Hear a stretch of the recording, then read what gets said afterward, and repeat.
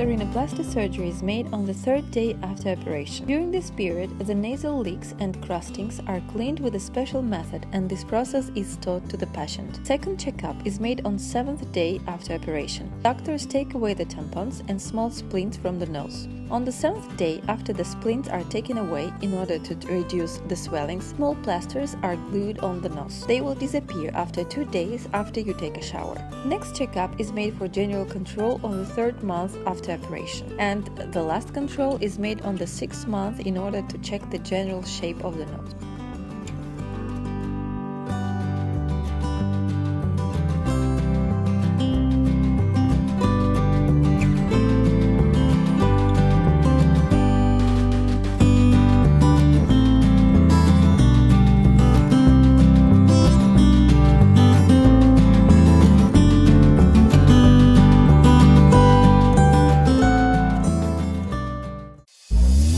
You can contact us immediately via our WhatsApp number or click the link in the video to ask our doctor questions via email.